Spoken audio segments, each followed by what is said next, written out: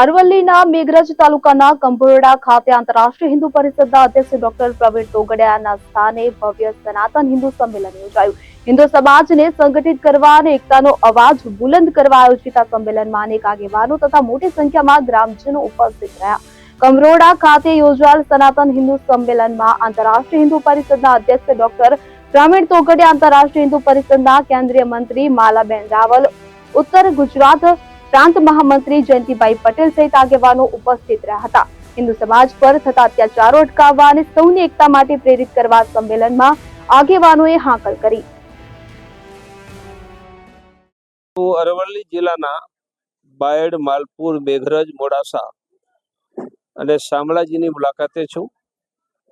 આ મુલાકાત દરમિયાન ગામડે ગામડે દર અઠવાડિયે હનુમાન ચાલીસા કેન્દ્રો ચાલે અને દિવાળી આવી રહી છે તો દિવાળીમાં બધા જ હિન્દુના ઘરોમાં અમાસના દિવસે લક્ષ્મી પૂજન થાય.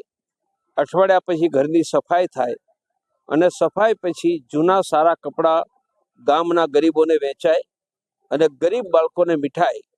આવી યોજના આંતરરાષ્ટ્રીય હિન્દુ પરિષદ, રાષ્ટ્રીય બજરંગ દળ, રાષ્ટ્રીય મહિલા પરિષદ ઓજસ્વીની અમારા ચારો સંગઠનો તરફથી કરી છે. એની યોજના હું આગળ વધારી રહ્યો છું.